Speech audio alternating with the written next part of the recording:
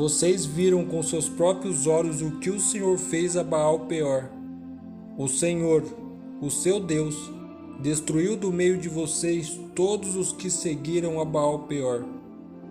Mas vocês que permaneceram fiel ao Senhor, o seu Deus, hoje estão todos vivos. Deuteronômio capítulo 4, verso 3 e 4.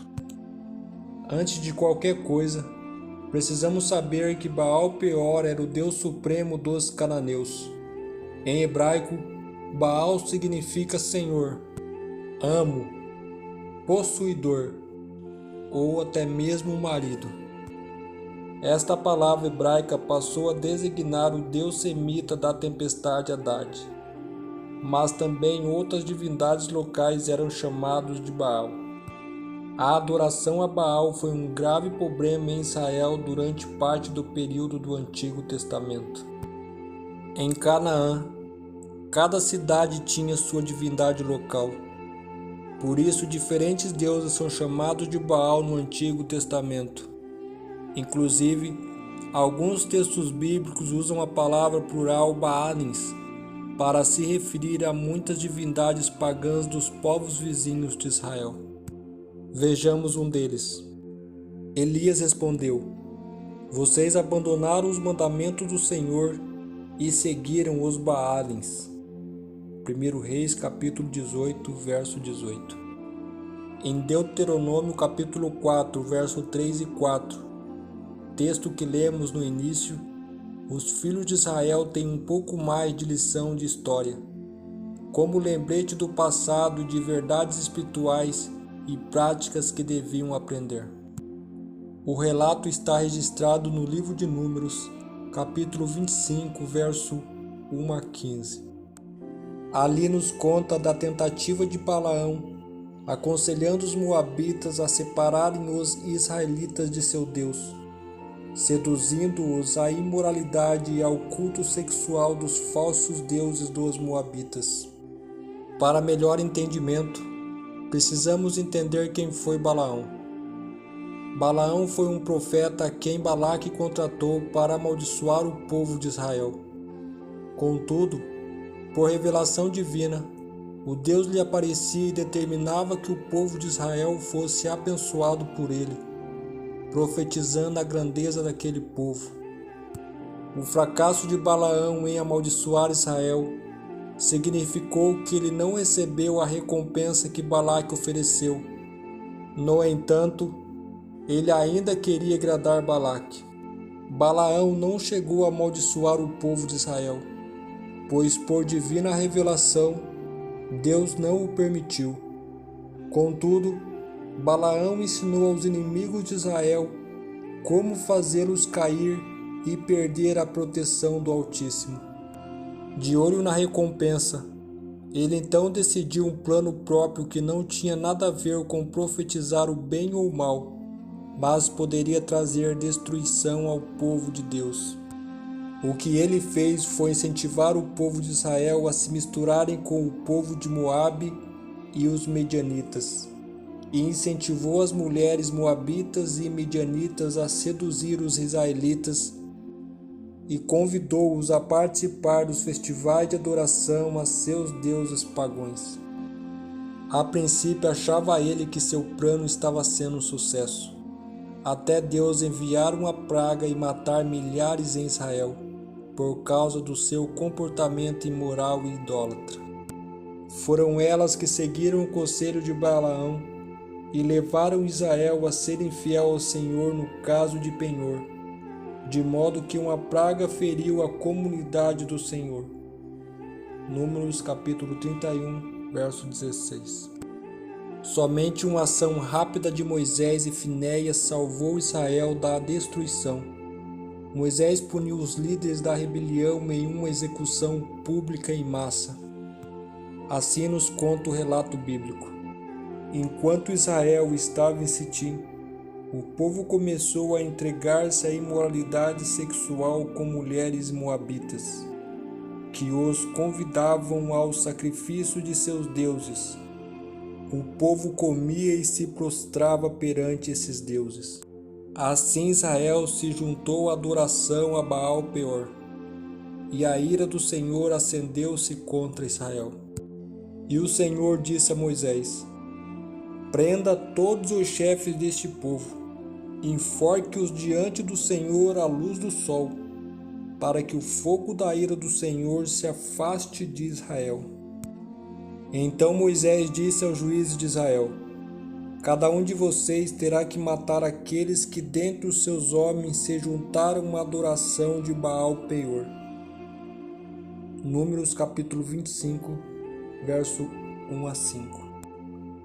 Enquanto o povo se reunia no tabernáculo para expressar sua tristeza e arrependimento, um líder da tribo de Simeão desafiou abertamente Moisés, levando uma mulher medianita para sua tenda. Quando Finéias, filho de Eleazar, neto do sacerdote Arão, viu isso, apanhou uma lança, seguiu o israelita até o interior da tenda e atravessou os dois com a lança. Atravessou o corpo do israelita e da mulher. Então cessou a praga contra os israelitas. Números capítulo 25, versos 7 e 8. O jovem sacerdote Finéias, interessado apenas na honra de Deus e na preservação do povo de Israel, matou o homem e a mulher sem piedade. Por isso ele foi recompensado com a promessa de que seus descendentes seriam a principal família sacerdotal de Israel. Israel devia ser testemunha do verdadeiro e único Deus para as nações pagãs, um exemplo para mostrar adoração ao Deus verdadeiro. Em vez disso, seguiram os deuses pagãos e muitas vezes caíram em rebelião aberta contra o próprio Deus que deveriam representar para o mundo. Embora prostituir-se muitas vezes tenha um significado espiritual, isto é, quando Israel ia atrás de deuses e práticas pagãs, neste caso a linhagem e o restante da história sugere o pecado sexual. Satanás se aproveitou da natureza humana decaída, usou as mulheres pagãs para seduzir os homens que evidentemente se deixaram seduzir. Sem dúvida, o ato de prostituir-se fisicamente levava também à prostituição espiritual. Os envolvidos acabavam em práticas de adoração pagãs seguindo a Baal-Peor.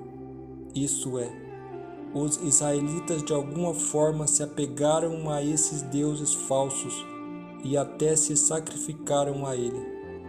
Apesar do que lhe foi ensinado, eles se puseram a jogar tudo fora no calor da paixão e da luxúria.